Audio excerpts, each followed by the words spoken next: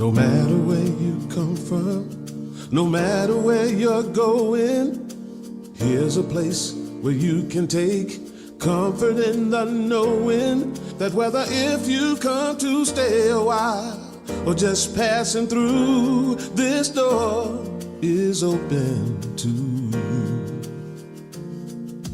Come and let's be silent.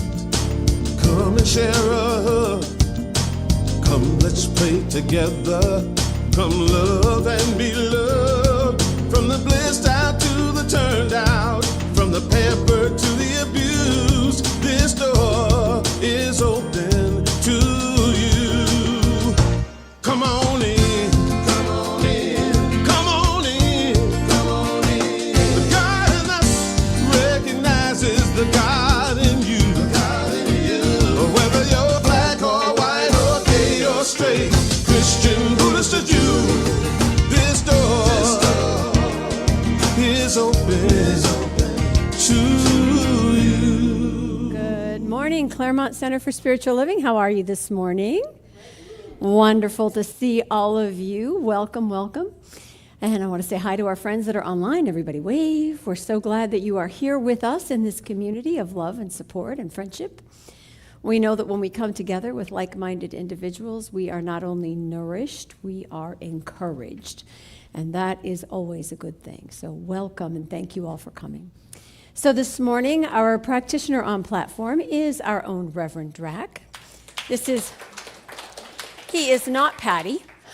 There was a little last-minute switch, so it may or may not be correct in your bulletin. Along the same lines, our musician this morning, we welcome Janelle Rapp. Some of you may notice she is not Tina Meeks. You know, again, it's just go with the flow, right? This is a go with the flow morning. And on keyboards, as almost always, we have Jeff Harrison. So what I know is that when we come together, we remember the greater truth. It's very easy in our day-to-day lives to get very focused, very narrow vision of what is or is not true in the world. And when we come into a room like this or a consciousness like this, we're reminded that life is so much bigger, so much more than what we think is happening right now. So thank you all for coming. Give yourselves a little pat on the back for getting yourselves here today. All right, let's start with a little energizing music, and then we'll go into meditation and prayer. I invite you to stand and let's sing Spirit is in this place.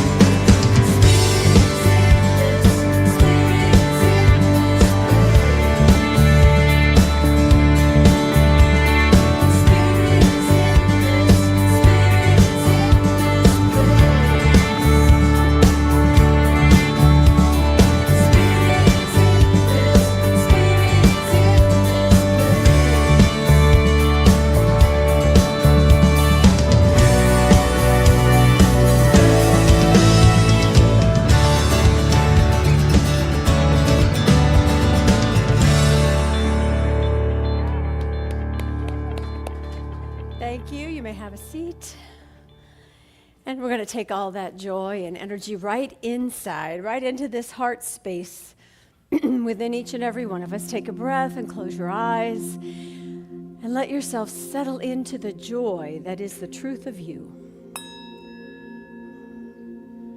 For in the space of the heart, there is only joy. There is a place of peace, a fountain of love. And it is here from this space that we remember, that we move, that we think and act, knowing that you and I in spirit are all one.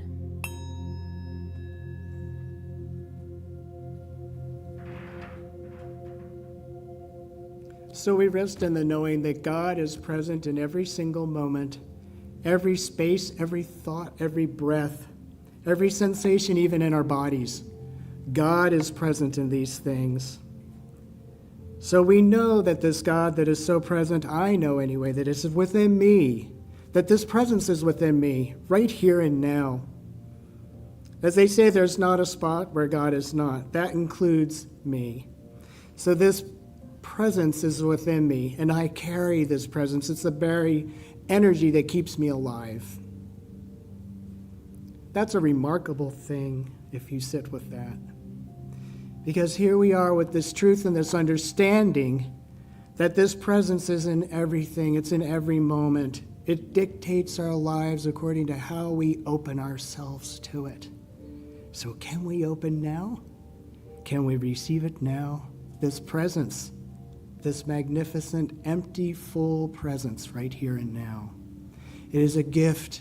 It's a gift. It's ours any time if we allow ourselves to have it.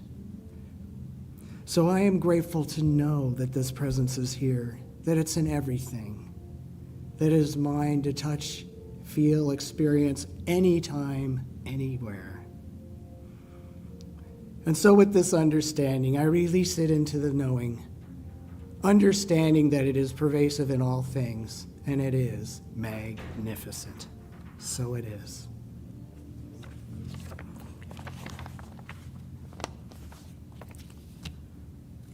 So it's about prayer this month. We're going to talk about prayer. And I've got something here is by Scott Aubrey with Mile High Church. He used to be there for a long time, just a really neat man.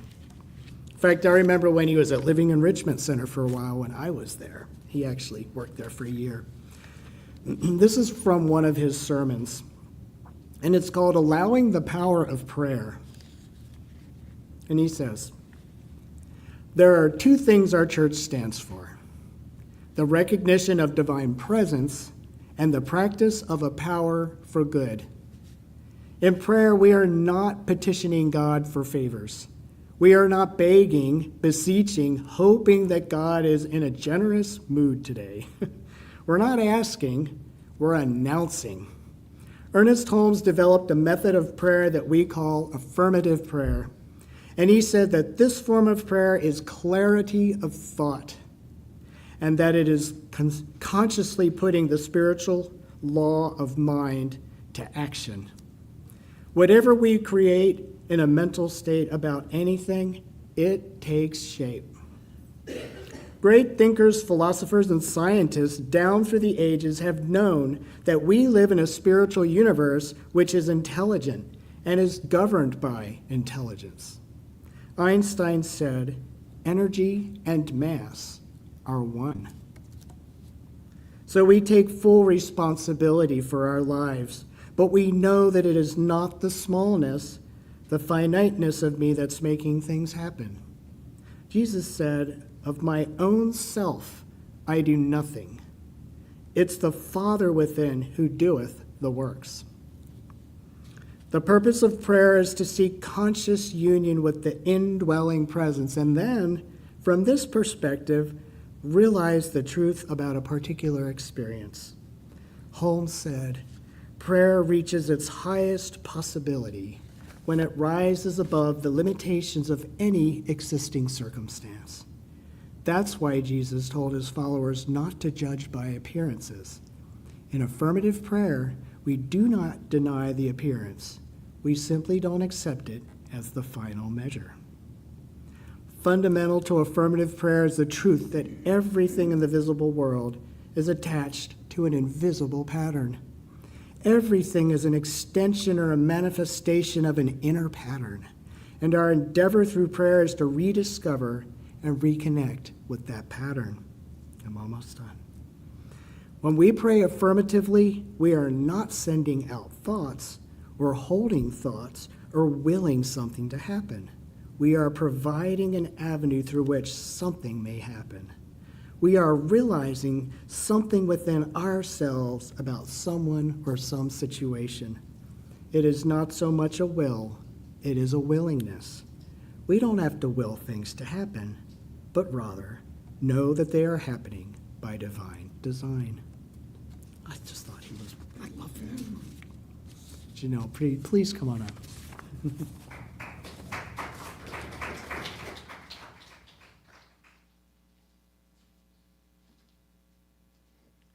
Good morning.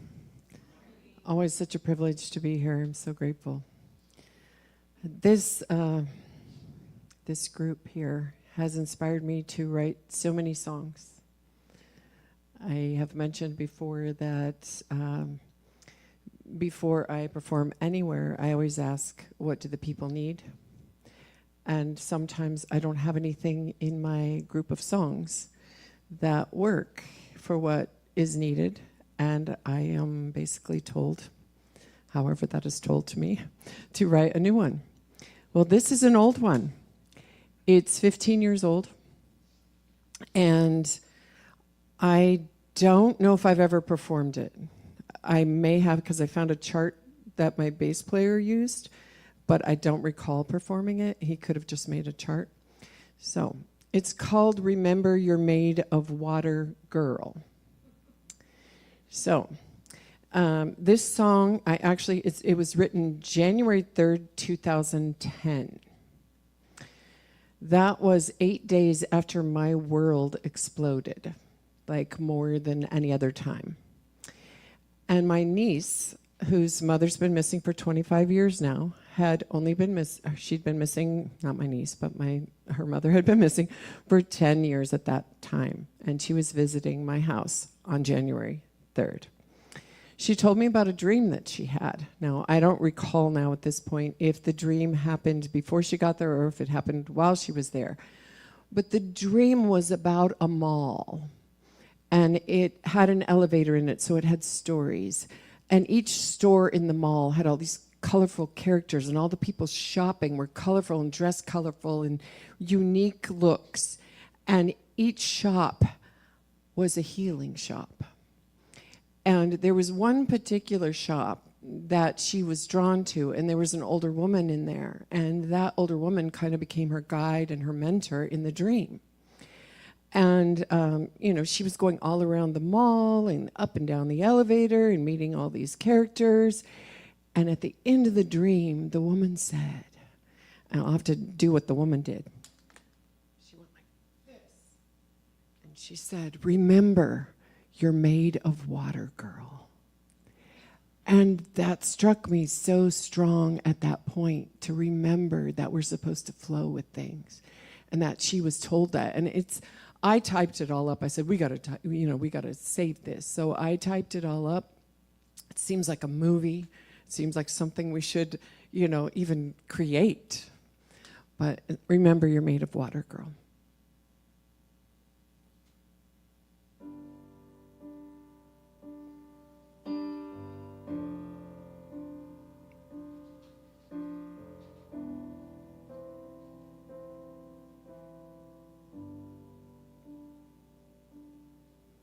When your walls have hit the ground, when you lost what you thought you found, when you're so broken you can't even form the words, when everything you lost is everything you thought you had, when you're so broken you can't even feel it hurts. Remember you're made of water, girl, and let it flow. Let it take you where it wants to go. You can't stop the tide when the moon says pull. Remember you're made of water, girl, and let it go. People don't just walk away. People don't just disappear. People don't break your heart and close the door. They're gone, but they're still there, alive in you somewhere. Till I can't read the words, though they've washed away out to the ocean floor. Remember you're made of water, girl, and let it flow. Let it take you where it needs to go. And you can't stop the tide when the moon says pull. Remember you're made of water, girl, and let it go.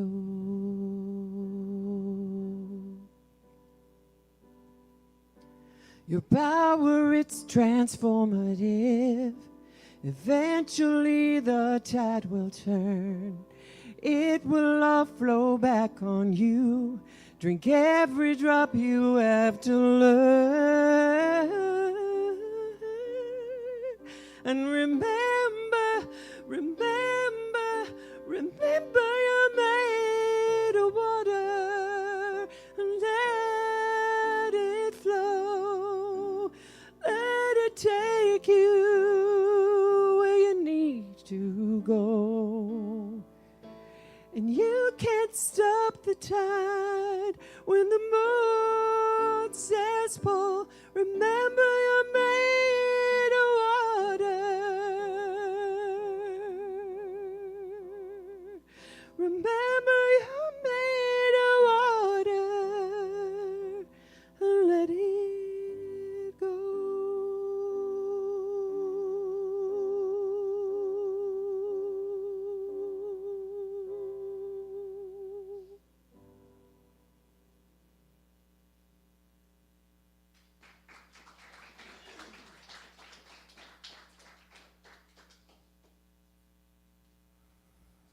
Thank you. That was beautiful. All right, so we have a new month. And this morning we light our candle for the Unity Day of Prayer, which is a 24-hour period, September 10th and 11th, where Unity sponsors and participates in prayer for 24 hours that, of course, anyone can join. You can send in prayer requests. It's simply an opening, if you will, in the cosmos for people to join together in consciousness for what is good. And if you go to unity.org, you can find out more information about it. But I saw that and decided that this month our theme would be affirmative prayer. So affirmative prayer is really the courting of the divine presence that is within us. And it's not a prayer of petition, it's a prayer of acceptance. We affirm our oneness with God, with one another, with all of life. We steep ourselves in gratitude. And the act of affirmative prayer heightens the awareness of the one praying, revealing what's possible, opening us up to guidance and blessings. Today's talk is called Scheduled Maintenance. So this is what I wrote about this week. Over the years, as we gain experience in life, most of us get better at setting and reaching goals, becoming more flexible with change, and even maybe developing our emergency response skills. But how about scheduled maintenance? You know, the things that are less visible, less immediate, and yet have a high impact on outcome. Things like fertilizing plants regularly, cleaning your gutters or your vents, changing the oil or aligning the tires on your car. These are the things I am not good at. I don't know about you, but I'm not. Well, our headspace also needs regular maintenance, and this month we're looking at affirmative prayer. It's a powerful way to nourish and clear out and maintain our best life in this chaotic world. So we too need scheduled maintenance. We need regular practice. We need a process of clearing out, making room, opening up to what's good, and getting all the dust and debris out of the conduits of our mind. Charles Fillmore, Unity minister and author of the Metaphysical Bible, he wrote, "Prayer is more than supplication. It's more than asking for things. It's an affirmation of truth that eternally exists, but which has not yet come into consciousness. It comes into consciousness not by asking, but by affirmation." So that's what we're talking about today. So I want to start with a couple of quotes from the great modern philosophers, the Pep Boys. In their teaching, they say, a wheel alignment corrects your vehicle's steering and suspension system angles to help you steer, helps your tires wear evenly, and keeps your vehicle from veering off the road. Their affirmation is, improve driver safety, increase fuel efficiency, and prolong the life of your tires.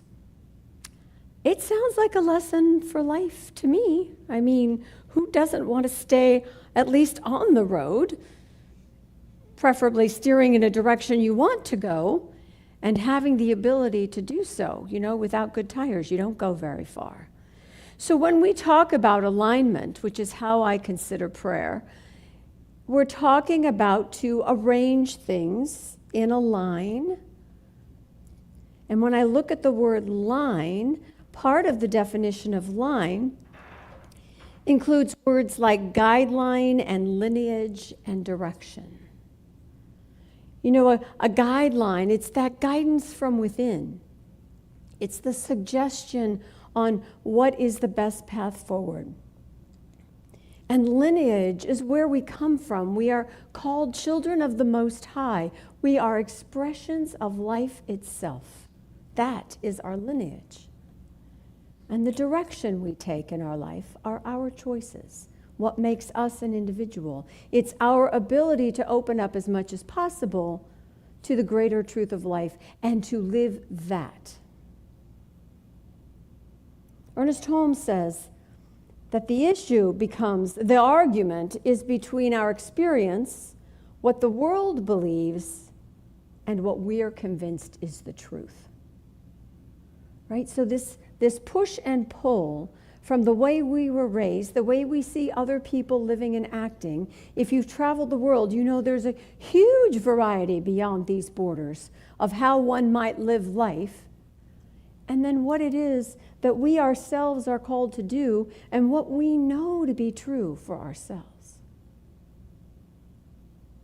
So he talks about how to do this thing called affirmative prayer. And he says the 4 elements. Now we do 5 steps, but you'll see all 5 steps are in these 4 elements. 4 elements of affirmative prayer are recognition, identification, declaration, and acceptance. So he goes on to say that recognition is that we know there is one life, the life is God. And whether you call it God or spirit or the universe or nature or the goddess or life or energy or whatever it is the essence and energy of all things expressing as a tree, as us, as the creations we make. It is life. 1. The identification is we know that we are that the Spirit and I are one, that we are expressions of that life. We are not separate from it. And then there's the declaration, our choices. This is, he says, a definite and specific action and movement of intelligence through thought, word, or idea for some definite purpose or person, a specializing of universal good in some way. In other words, what it is that we want for ourselves, that we are called to for ourselves, that we are pulled towards. Not necessarily how to do it, but how we want to feel in life and what we think will bring that to us. And the 4th step is acceptance. we accept our declaration, what we're claiming, the word we have spoken, is already being manifest. It's already turning into something tangible. We give thanks that that's true, and we now believe it is done. Those are the steps of spiritual mind treatment. Those are the same elements of an affirmation. We teach affirmations, claiming what we know to be true and expecting it to show up in our lives. Now, you may remember from class that the key to an affirmation is that it has to be personal. It's about you. It's an I statement. It has to be in the present tense. It's happening now. And it has to be positive. We're claiming what we do want, not what we don't want. That affirmation is really saying underneath it all that the gifts of life are spread out before us. We can have, do, be anything we want based on our ability to accept, based on our ability to be open, based on our own ability to understand our place in this process.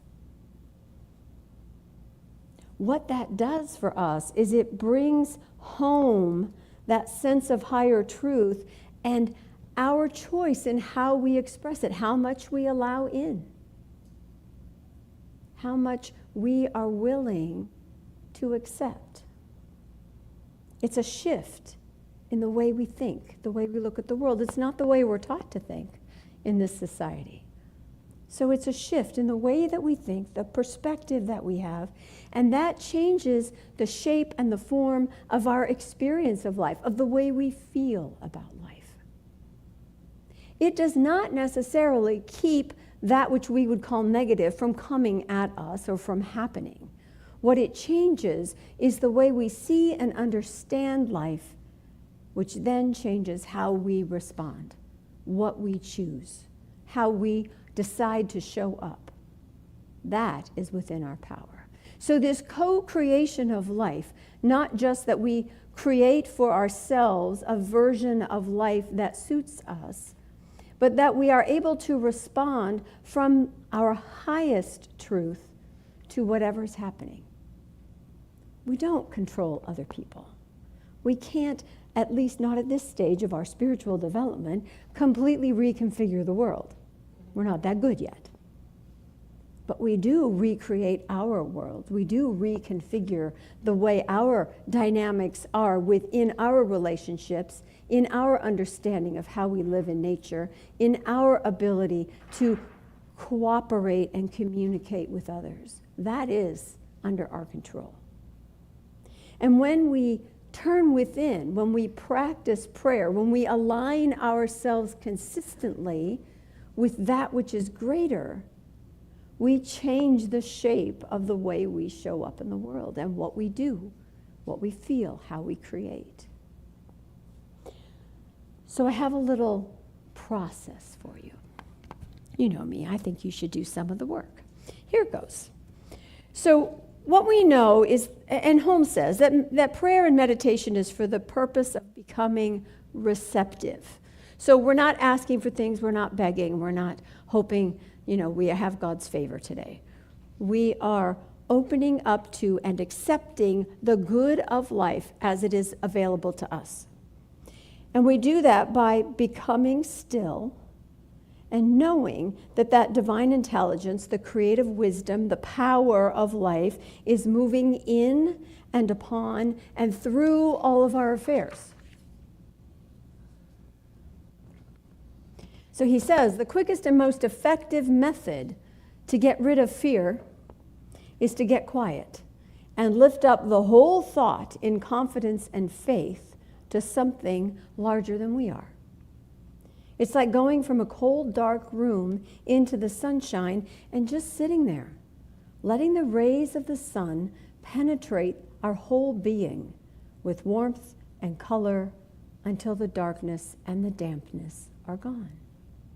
So I'm going to invite you all to close your eyes for a moment and take a deep breath. And just feel your breathing. Just be in your body here and now, wherever you're sitting, wherever you are. And I want you to picture moving from the dark into the sun, from the cold into the warmth. Just feel the warmth spread through you, surround you. And as you relax, ask your higher self, ask that inner guide to pick a number for you between 1 and 12. Let that number come to your mind.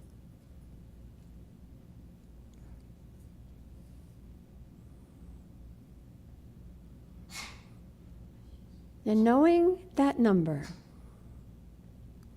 I'm going to read a list, and each number corresponds with a word, an attribute of spirit, an eternal truth. And when you get to your number, take that word in. Number 1 is abundance. Abundance. 2 is balance. 3 is beauty. Number 4 is joy. Number 5 is freedom. 6 is love. Number 7 is order.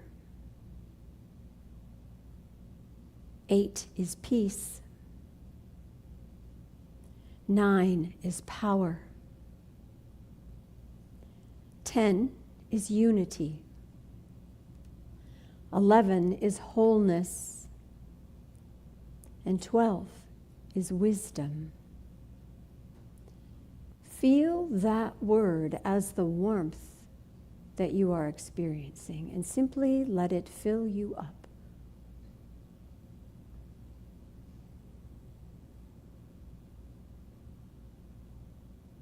Gently bring yourself back to this room.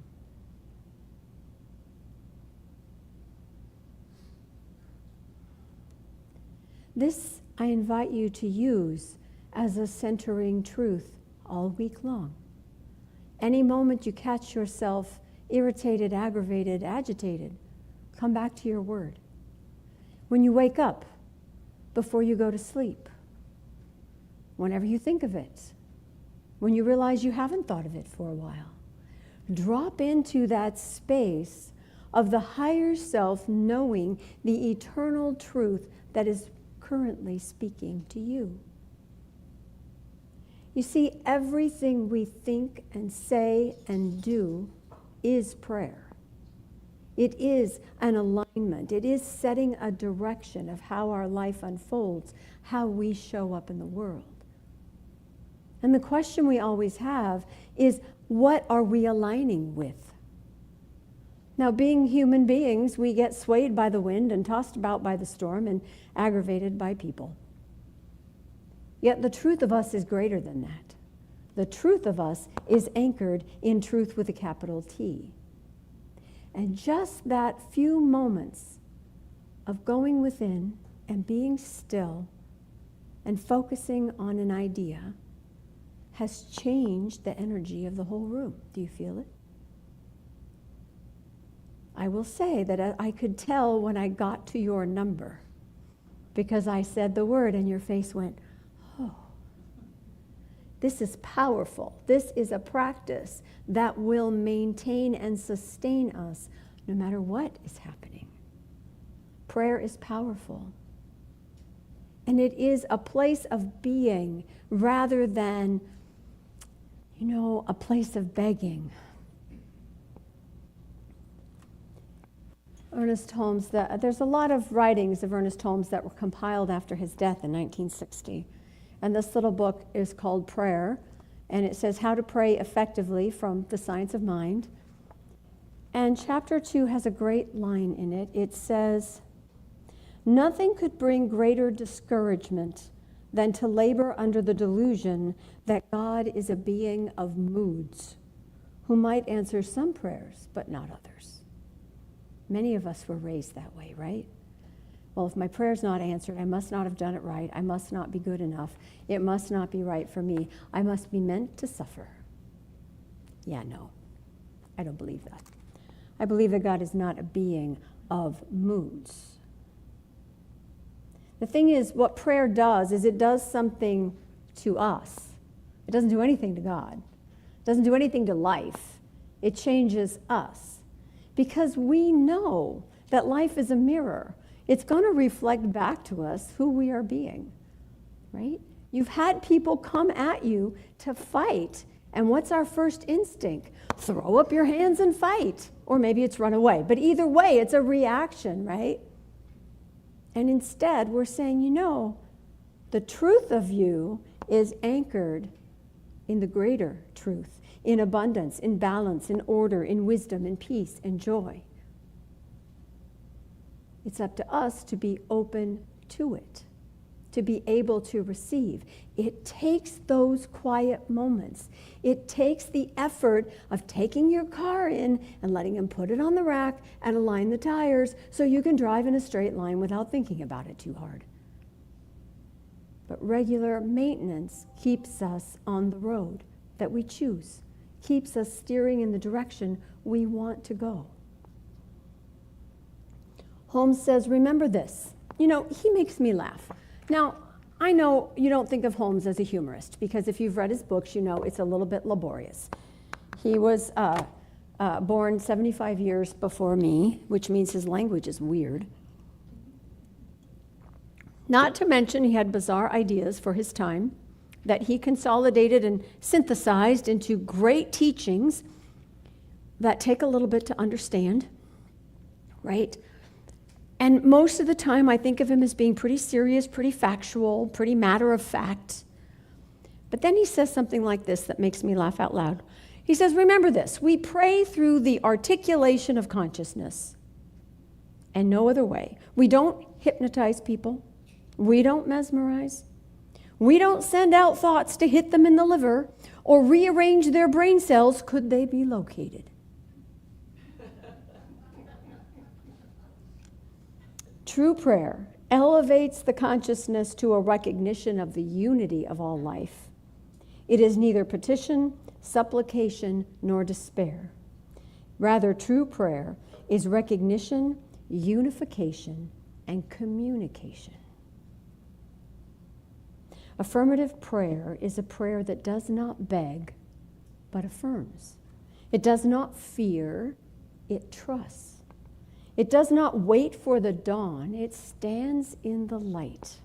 And so we pray not to make something happen, but to make the divine welcome, and to remember that already in consciousness, in the mind of God, it is already done. We have the ability to live our best life, to live a larger life, to live the life of our hearts, when we consistently and persistently remind ourselves that we have this tool, we have this ability, we have this way of tuning in within that brings us to a higher perspective.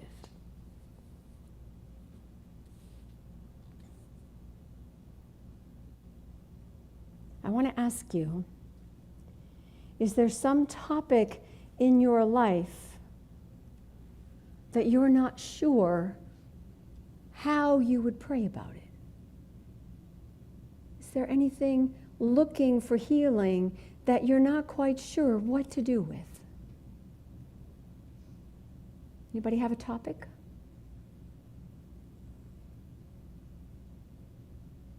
Okay, we're all good. Graham? I made an investment a number of years ago through a man I had met in his business, and it is not returned because of the government under which he worked. Mm-hmm. And I don't know what else to do about it except to let it go. Well, I think letting it go is one step. And I think affirming the principle behind that is the follow-up, which is abundance. And the thing about abundance is it shows up as resources, yes, but it also shows up as opportunity. It also shows up as prosperity. And to be able to affirm abundance in a situation that seems non-abundant is the way in which we build the bridge back to that truth of the eternal life. About opening up again to, I don't have to get my resources, my abundance from a particular avenue. It comes from all of life, and I'm open to however it shows up, because when I feel abundant, this is my energy, and that is always possible. And it may be over here in my life, it may be over there in my life, it's missing from here, this situation.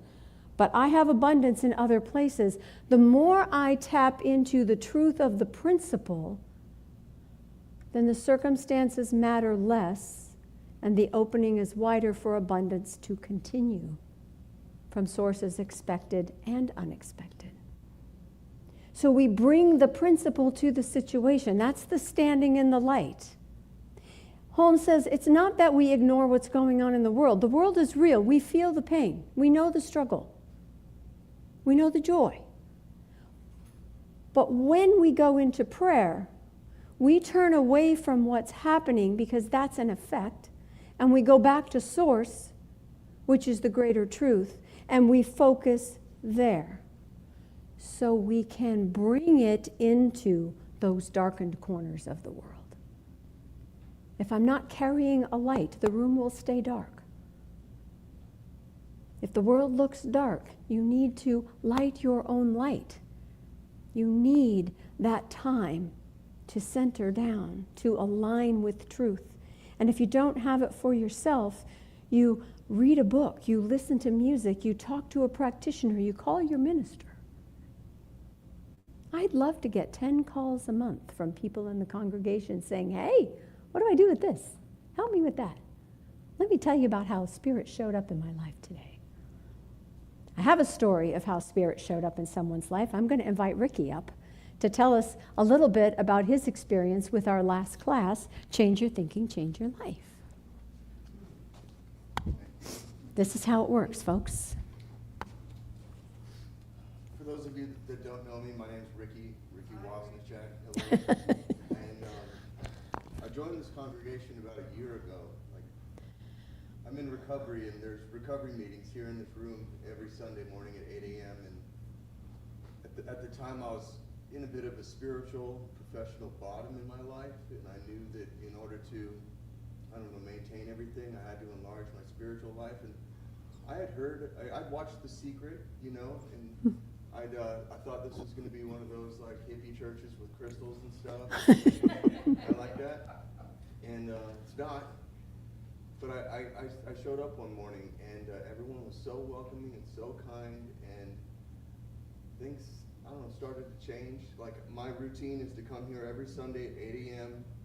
I get coffee, and I come back at 10 a.m. for the meditation, and then I'd come to service, and then I'd go to the library and crush it, because I went to grad school, and I knew that in order to maintain that, I had to do something to, get right with God and, just be a more spiritual person. And so my whole day was just come here, go crush it in the library. You guys helped me get through grad school.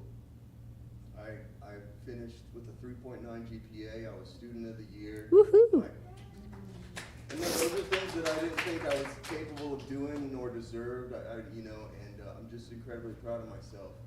And then, nearing, the graduation, it's time to look for a job, and I had the intention of moving back to LA and getting a job out there at some ad agency and stuff, and I started to interview, and I bring things up in, the meditation group or after service, and talk to Reverend Tracy and Diane Clements and Drac and everybody, and they'd always say, if not this, something better. That sounds like such a cop-out to me, but because I have a tendency to put all my eggs in one basket and hope for the best, and this better work out. Well, that didn't work out, and but I live in South Ontario, and I've been driving by this new baseball stadium that they're constructing It's a single A Dodgers minor league affiliate that's coming next spring. And I'm a huge Dodger fan, and as soon as I heard about that project and seeing it, I would always think, man, it'd be really cool to work there. I'm like, how cool would that be? And I drive by the stadium all the time and think, they're gonna need people, you know? But I always had this intention of moving back to LA and being with my friends and all that. But then one day it just hit me, it struck me, I was like, I can be happy anywhere. And I'm really happy here. I've made such amazing connections with people. I have tons of friends, because you know, I grew up here and my family is here. And then over the last year I've developed this perspective where like the past, present, and the future all occur at the same time. I have this belief, and I took the class, Change Your Thinking, Change Your Life, and those principles and the affirmative prayer. I can't directly quote or design a prayer like, you know, I use ChatGPT. I think ChatGPT is a supernatural force of God. Whatever, it's beautiful. And but I read The Power of Now by Eckhart Tolle and all that stuff. But it really clicked to me like over the last just few months where my thoughts and my actions in the present will affect my immediate future and the future, you know, in the future. But then also it changes my relationship to my past, you know. Things that, you know, used to plague me don't always, you know, bring me down so much anymore, you know. And I don't know, just to get to the point, I was driving to my last day of graduate school just a few weeks ago, and I had applied to work at for the new baseball team, and I had interviewed once. They brought me in for a Zoom interview. They were going to bring me in for a second interview. Things just tended to just happen. It was completely organic. I had put forth minimal effort. You know, all I had to do was show up. It's crazy, because I suffer from wanting to control everything. I don't know if you can relate to that. But I was driving to my last day of grad school feeling so incredibly grateful because I've never worked so hard for anything in my life. And I was on the 10 freeway, and I was just overcome with gratitude, you know, just debilitating gratitude. You know, I could have crashed. And then knowing that I had this interview coming up like within the next day or two, I began to like feel gratitude for the future. Like I was visualizing what it was like to be, you know, like secure, you know, the abundance that would come from it, the working on a team and having, you know, working for a baseball team. Like I began to feel future levels of gratitude in the present moment, you know, and it was as if like I had the job in my mind. It felt so surreal and so strange and cosmic. I'm like, oh, I just started crying. It felt like, yeah, the future was happening in the present. It was so strange. And I got to school, and I called Reverend Tracy, like right from the parking lot. I'm like, Reverend, I think I figured out manifestation. I get it.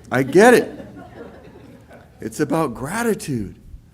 You know, I felt the gratitude of having that abundance, the gratitude of having the security, the safety, you know, a career, you know, and I was just crying in my car, like, oh my God, like, I get it, you know. And I didn't take it up, but something sorry to jump, but the affirmation today is something about our thoughts are our prayers. And it's true, you know. Yeah, I got the job. I started 2 weeks ago. I work in sales and marketing for a new Dodgers minor league team, and it feels like it's not just a job, but it's a career.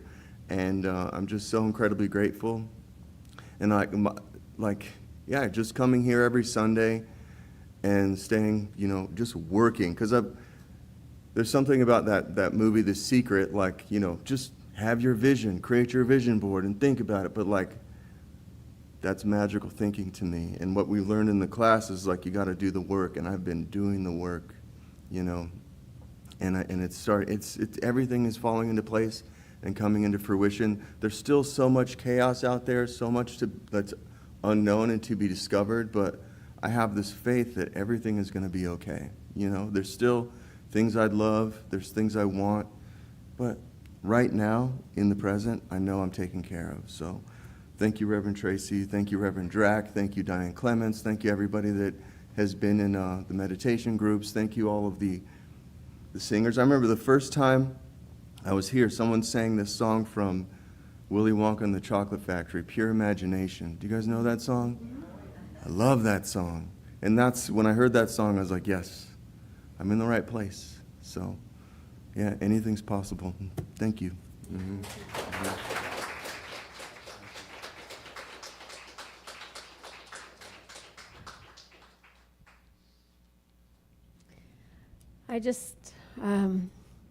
I remember that phone call. I also remember you asking whether or not you should wear your Dodger blue suit to the interview. It is Dodger blue, and he looked fantastic in it. Then My boss called me and said, keep that suit clean. you're going to need that. Yes, yes. This is how it works.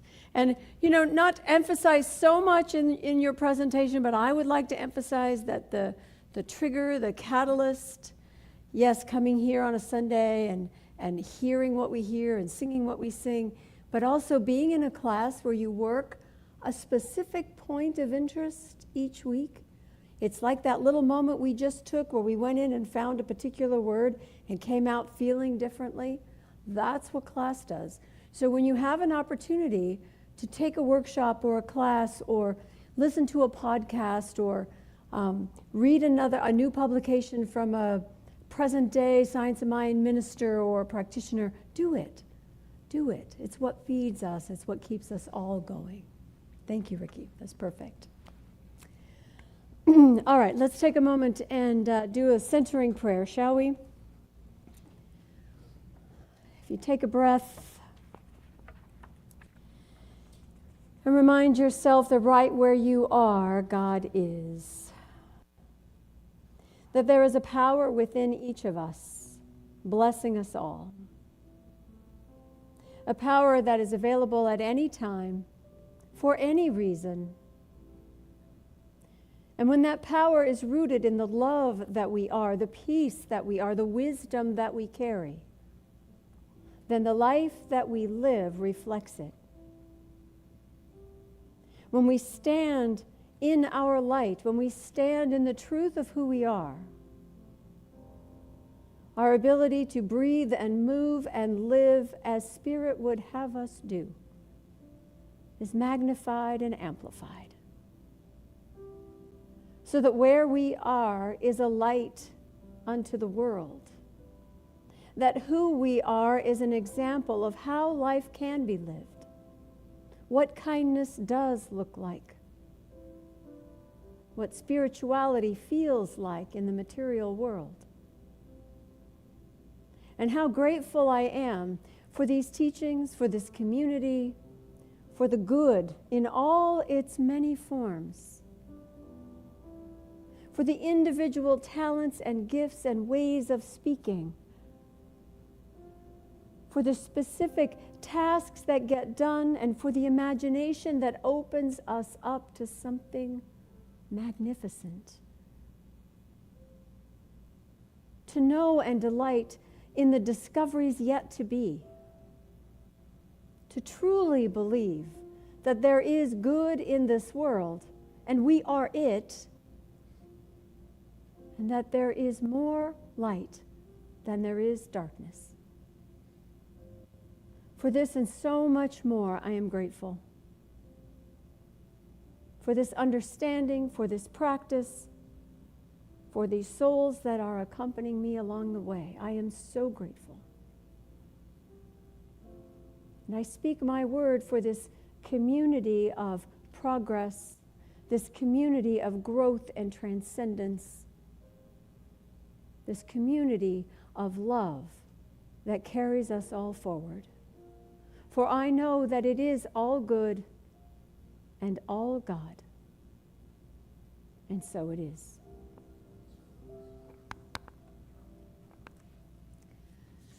So let's speak that affirmation. You'll find it in your bulletin. And if you will, repeat after me, please. My very thoughts are prayers. I choose to align them with spiritual truth, power, and love.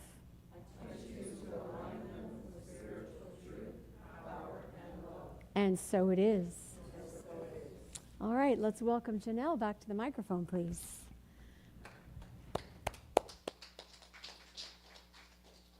Oh.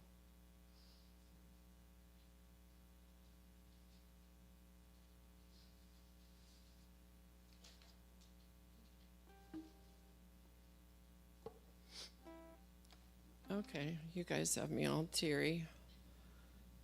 Wow, between the joy and the tears and the gratitude, and it's like the two of you, boom, boom, I guess, you know, whoa, you knocked me out. My cells are joyful and grateful, and like I can feel it everywhere. My eyes are watering. What'd you do to me? So, pause keeps coming up in my world for a few months. When you speak, you pause. When you write music, there are pauses written into it. Otherwise, it would sound like ba ba ba ba ba ba ba ba ba ba ba, right? So we have pauses. We have different rhythms. Rhythm is what really stands out in music more than melody because we only have 12 notes to choose from. So, and yeah, I guess we can make it more interesting by jumping octaves and moving all around. But anyway, so it's about pause. So I have a Chinese friend who only speaks Chinese. And I speak English, and I can tell how much she loves me, even though we can't communicate unless we use some kind of translating device. And I've been thinking about that for a while, and she wants to learn more English, and I want to learn more Chinese.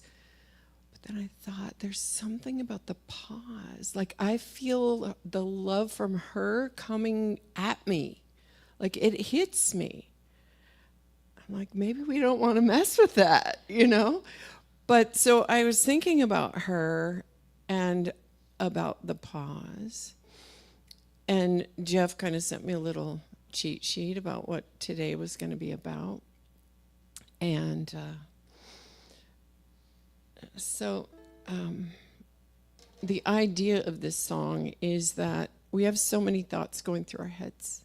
They interrupt each other. We don't even know, you know, what's going to be the next. We get distracted by the, I don't know, the shiny light, whatever.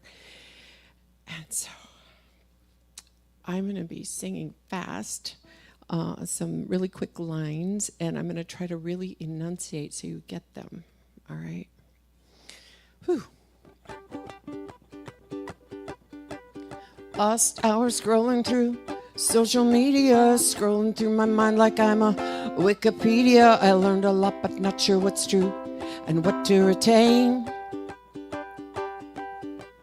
Deep diving, fact checking, lit my brain on fire. My energizer's drained, the bunny retired. The sun is shining, oh, but I think I see rain. Oh, oh, oh, I go south with all my stinking thinking.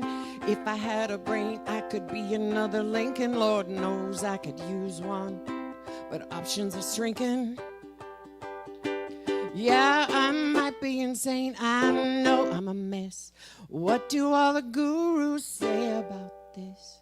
They say, get out of your head. Take a step back, pause, focus on your breathing. Take a step back, pause, inhale slowly, exhale slowly, pause. Pause. Got a clean slate, gonna get it right this time. Then a car cut in front of me. Is he blind? What's his problem?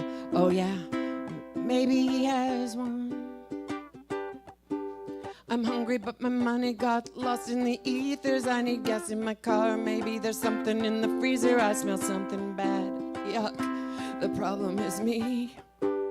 Yeah, I might be insane. I know I'm a mess. What do all the gurus say about this? They say, get out of your head. Take a step back. Pause. Focus on your breathing. Take a step back. Pause. Inhale slowly. Exhale slow. Pause. Pause. Gotta escape the trap between my ears. I'm my own worst enemy, my own biggest fear. And just like Michael Jackson, I'm the man in the mirror. Yeah, I'm a little insane, a bit of a mess. But what does Reverend Tracy say about this? She says, Janelle, get out of your head. Take a step back. Pause. Focus on your breathing. Take a step back. Pause. Inhale slowly. Exhale slowly. Pause.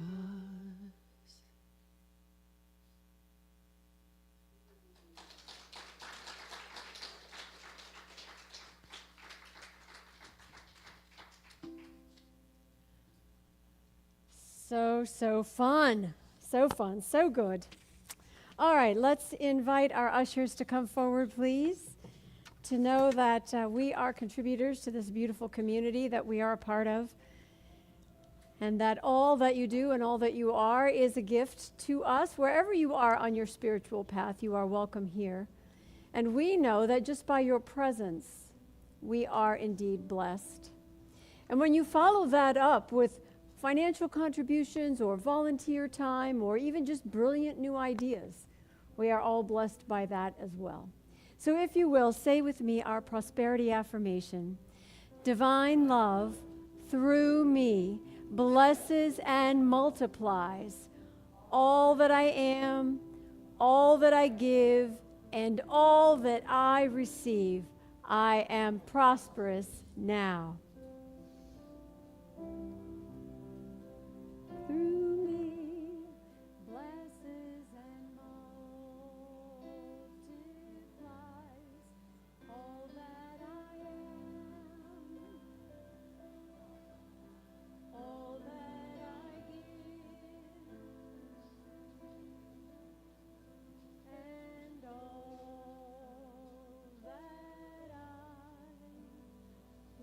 receive.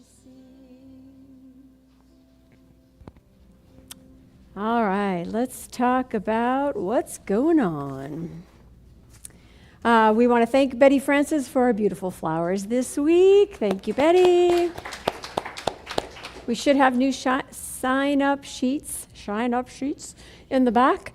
September is full, but there's plenty of year left if you would like to sponsor the flowers one weekend and take them home with you after Sunday service. Today, at 12 o'clock in the library, we have an exploratory workshop about becoming a practitioner. We are going to just do a little assessment to see if you might be called, you might be interested, you might just want to have some questions answered about what it is to be a practitioner, and if you might be interested in classes starting this next October for practitioner training. You don't have to become a practitioner to take the first year of classes. If you've had some basic classes first and you are interested in just doing a little deeper work, you are welcome to sign up for that year one of advanced consciousness studies. But if you are signed up for today, we'll be meeting in the library at 12 o'clock. So you have time to grab a little snack and then come come see us for a little exploration. Wednesday, not this week, but next week, on the 17th, we are repeating our interfaith circle of support. It's prayer, it's support, it's just a place to come together with members of different communities to talk about how you're feeling about the world, how we might support each other, and also to provide resources for those that might need some additional, maybe legal help or just knowing their rights and things like that. But the emphasis is on community and being seen and heard right where we are. Everyday life is not that simple for most of us, and if you are an empathetic person, it's downright difficult. So we invite you to come on Wednesday night. We're doing it in conjunction with Unity. We had members of the Baha'i faith last time. I think those were the three we had, right, Mary? Yeah. And the bulletin says the 10th. Yeah, we moved it to the 17th. We didn't quite have enough time. There are flyers in the back that do say the 17th. If you'd like to take one of those as a reminder, we'd love to see you a week from Wednesday night here at 6 o'clock. Okay, we are still collecting food and school supplies in conjunction with Unity in the back of the room. Technically, that was all of August, but you know, September's still back to school. So if you are shopping and want to pick up a couple extra things, we'll make sure they get to one of the social service organizations in our local area and get to the families that can use them. We have another class starting up on Tuesdays beginning September 30th, so a couple weeks from now, the Essential Ernest Holmes. This is a great class. It's 8 weeks long on Tuesday nights, and it's all about how Holmes got to the philosophy that we're learning about. So some of his influences, the way he grew up, it's mostly stories. It's mostly just how things evolve. I found it to be a very interesting, a very fun class. Yes, there's some reading, but the homework is not heavy. You will live through it. So if you're looking for a way to take a little bit deeper dive that's kind of fun, talk to Reverend Mary, sign up in the back. There's a sign-up sheet back there. Let's see. Yes? Also, if you're interested in taking one of the foundation classes, Oh, right. let me know too. We'll put a sign-up list in. When we get like about 5 people, you get 4 or 5 people signed up for that, and then we'll offer it. It doesn't work with you only have 2. Yeah. So if you're interested in foundations, if you're new to the philosophy, new to the center, you'd like to learn a little bit more about the background of what it is I talk about every week, a foundations level class is a great way to start. We'll put an interest list in the back. We want to make sure we have enough people for a lively class. So if you put your name and number down, we'll keep in touch, and when we have enough folks, we'll start talking about when and where we might hold that class. So if you haven't had it yet, this is a good time to let us know. Okay, what else? Anything else we have? What was that? Oh, the potluck. Oh, it's not on my list.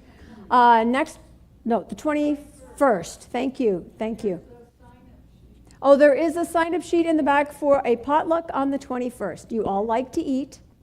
Yes, do this. You all like to taste other people's food.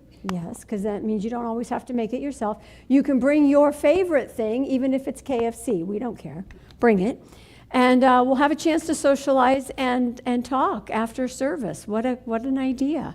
One of the best ways to build community is to break bread together. So let's do that on the 21st. Do sign up just so we have an idea of how many people and how many tables to set up. Anything else? Reiki. Which Sunday? 20th. Thank you. I appreciate that. Saturday, the 20th. Talk to her. No, if you know Reiki, it's energy work. It's a healing dynamic that is, to me, it seems magical because it's not the kind of thing that I do, but I have appreciated it personally, and I can tell you that it does wonders. So if you have any sort of physical ailment or you feel unbalanced physically, spiritually, mentally, Reiki is a wonderful approach. It's here in the chapel on Saturdays, the 20th, so that's before the Saturday before the potluck. See how you can remember that? I can remember that. At 1 o'clock here in the chapel. Okay? No, 1 o'clock? Yep. Okay. And anything? Okay, I think we're good. Let's stand up, move to the side, and sing a little. Take a look at the person next to you and say, God loves you and I love you too. Now feel the love in the sanctuary.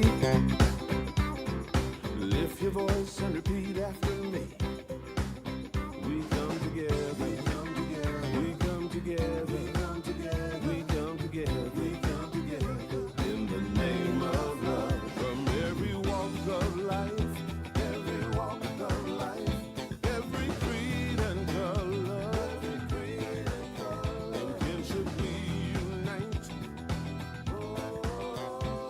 in honor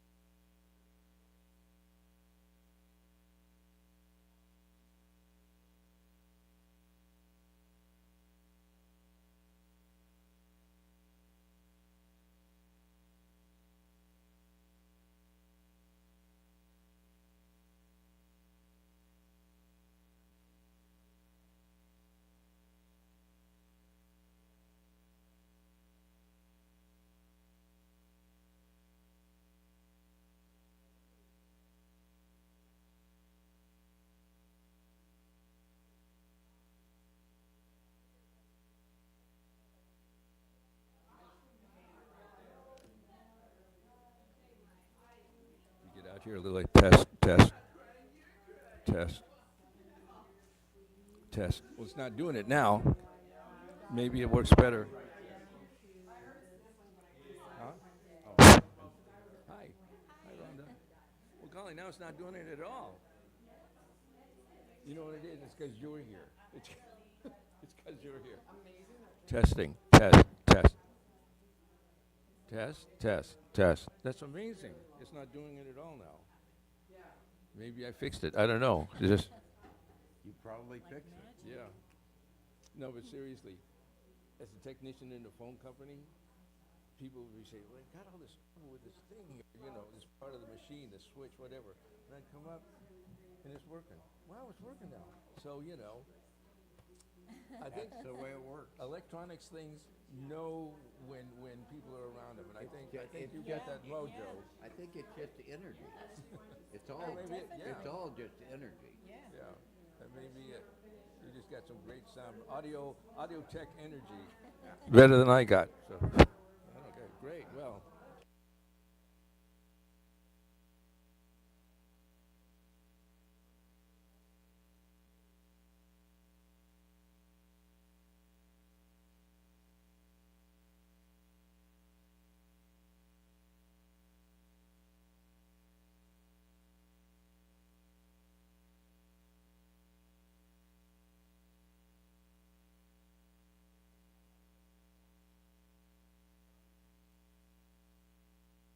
Bienvenue dans ma vie. Tout est brillant ici. It's warm inside. My door's open wide. Don't stand outside. You can see from far away. It's the kind of place you like to stay. Kick off your shoes, forget your strife. There's a light on in the hall, leading to a place where you can fall and rest your head. Close your eyes. Welcome to my life. Everything's full of light. Il fait gris dehors. Ne t'inquiète pas, mon amour. Plein de couleurs dans mon cœur. You can see from far away. It's the kind of place you like to stay. Kick off your shoes, forget your strife. There's a light on in the hall, leading to a place where you can fall and rest your head. Close your eyes. Welcome to my life.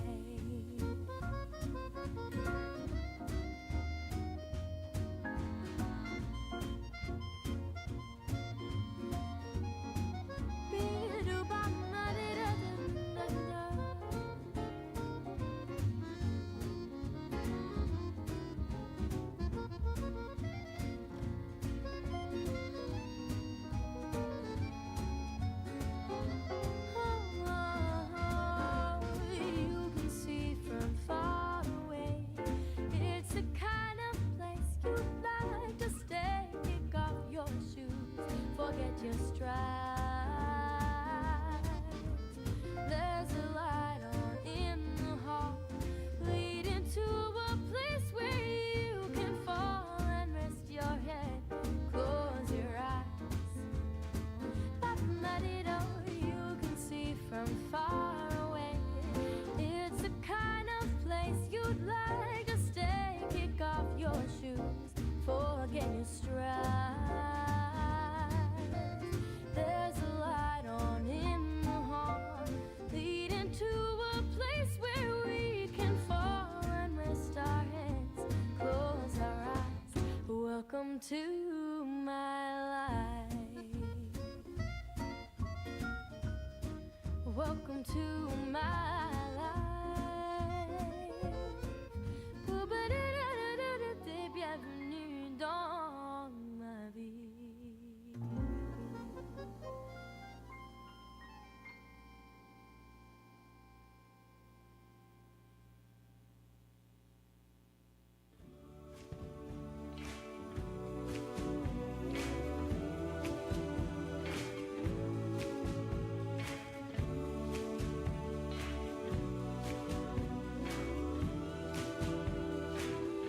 Baby, I'm yours. Baby, I'm yours.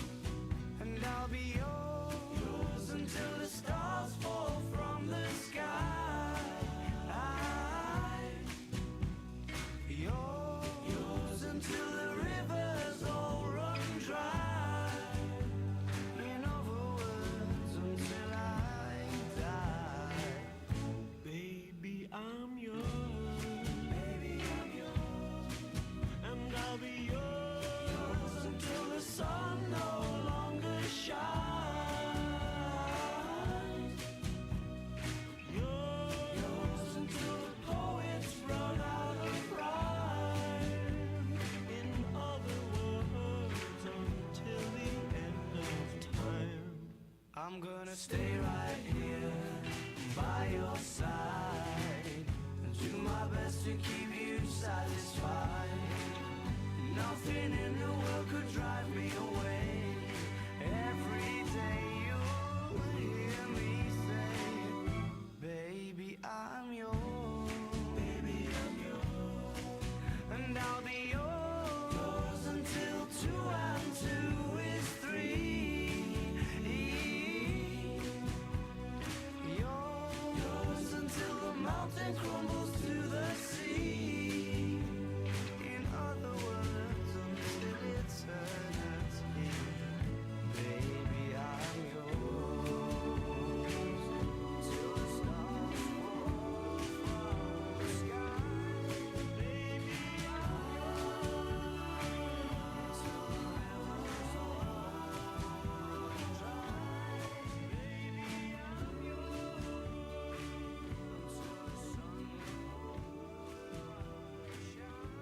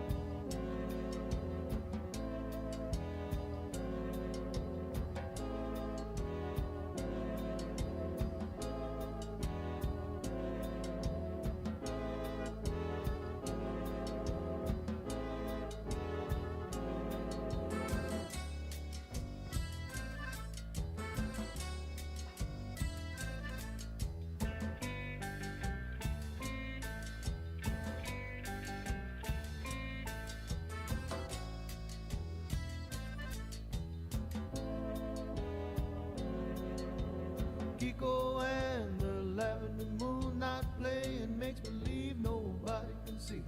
And then he waits, and then he fades, and then he bends, and then he shakes.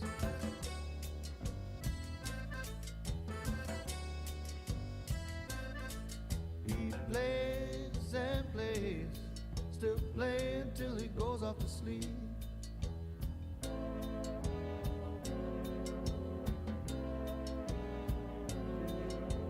Kiko and the lavender moon not dancing, making faces at a big black cat. And then he flies up to the wall, stands on one foot, doesn't even fall. Dance and dance, still dance until he goes off to sleep.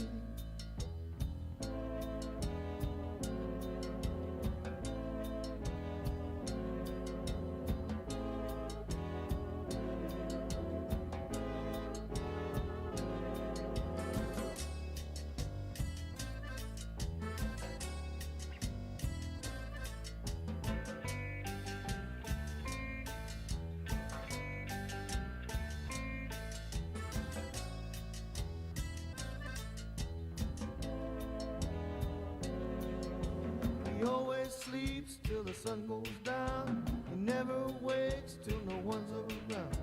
He never stops, can't catch his breath. It's always there, scares him to death. Kiko and the lavender moon, not dreaming about green shoes, haircuts and cake. And then he wishes the world away, and then he kneels as if to pray. He dreams and dreams, Kiko and the lavender moon.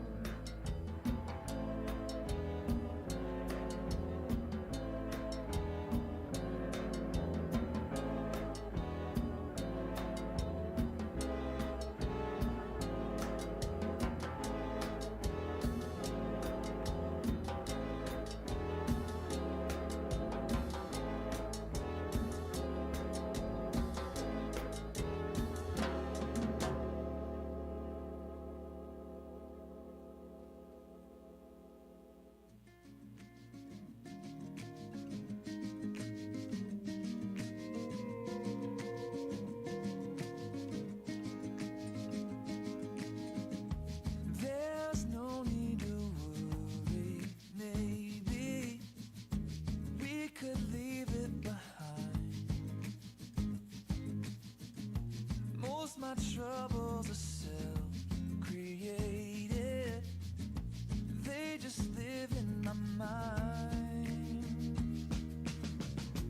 Why do we try when it always ends up fine? Everything will be alright. Everything will be alright. Why do we try when it always ends up fine? Everything will be alright. Tired of spending my days here thinking, getting lost in my head. Oh no, but the sun is shining, oh yeah, right outside, so why don't we spend some time there instead? Oh no, why do we try when it always ends up fine? Everything will be alright. Everything will be alright. Why do we try when it always ends up fine? Everything will be alright. Everything will be alright. Oh, everything will be alright. Everything will be alright, babe.